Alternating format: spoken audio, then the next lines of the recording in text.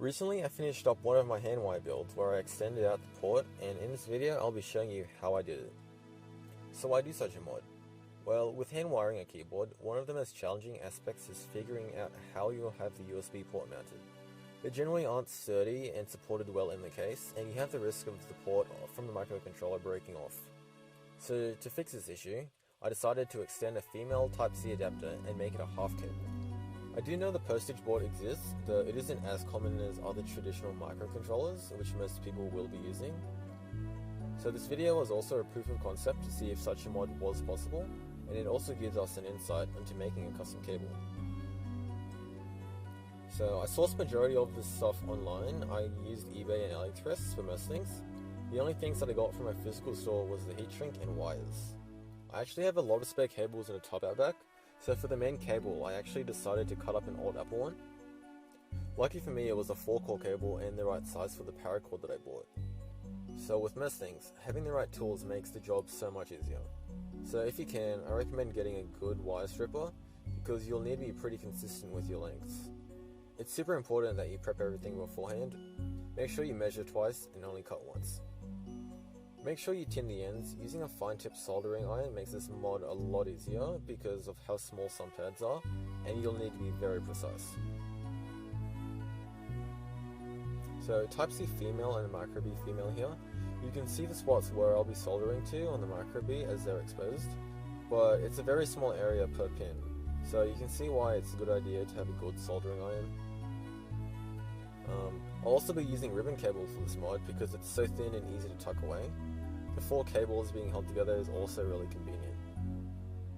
So what you kind of want is a microcontroller to a Micro B to a ribbon cable to a female Micro B to a female Type C adapter. So now for the fun part, actually putting the cable together. I had a bit of issues at the start because I didn't really know how to pass the cable through the paracord, though I figured it out eventually. You kind of have to pinch an end and push the other, then release at the end you were pinching, and pinch the end that you pushed. So kind of like squishing it together.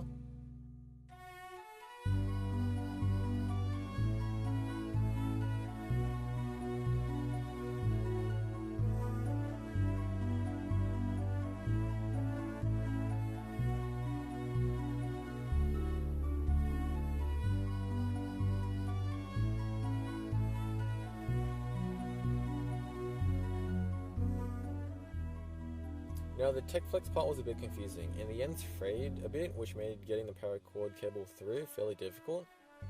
So be sure that you're cutting the frayed pieces and don't hesitate to do so.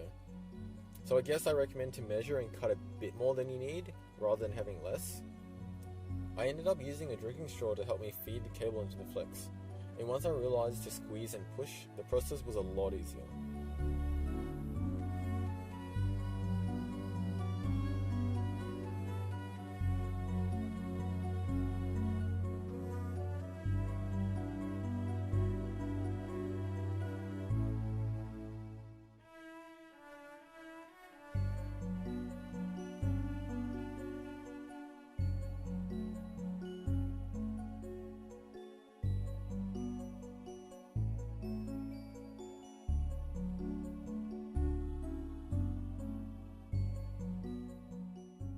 Okay, so you don't want the Techflex to be poking out. It may imprint itself into the heat shrink, so be sure to trim it back. Make it as high up the cable as possible so it's easy to tape it down. You can see here, each of the 4-core cables don't stick out too far, and this is what you want because it makes the header look less long when you cover it later. So to cover the wiring, paracord and Techflex, I'll be using electrical tape because that's what I had. You give it a good wrap around and try your best to make it as symmetrical as possible, because imperfections will be visible once the heat shrink shrinks. Okay, so the shrink goes over like so. I made sure mine was cut as straight as possible because I plan on using that as a selling point later. Now make sure you're responsible and use a heat gun or hairdryer as your heat source. It gives you the best result due to it being more consistent with the heat being applied to the shrink. You may want to do a few practice goes to see how your shrink behaves. It's fairly difficult to get a good consistent shrink, so I suggest finding a technique that works. I ended up using straw again to limit how much shrinking was happening at the end of the cable. Honestly, a pretty useful method. Got it nice and round, and the frayed Techflex didn't damage the heat shrink's appearance.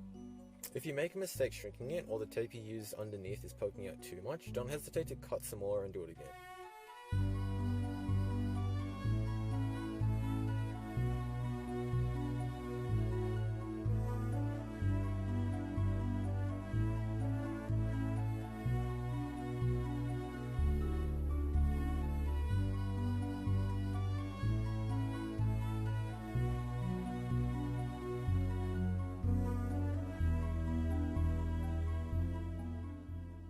So the final step is to solder the other end of the ribbon cable. Make sure that you test the cable properly before installing it in your board. I attached a paper clip to help reduce the chance of it accidentally being pulled from the case. Because my build's a bit different, make sure that you plan out how you'll mount and secure the extension cable, whether wrapping it around with wire or even using hot glue. So I secured everything down the other end with tape, and it looked pretty bad, so I figured I'd cover it with some heat shrink. I just put a bit of super glue inside the shrink, let it set, and it was good as gold. And that's how I did this mod for my hand-wired build. I hope you found this useful, whether for cable making or your hand wiring. If this was helpful or you enjoyed, feel free to leave a comment below, drop a like, or even subscribe.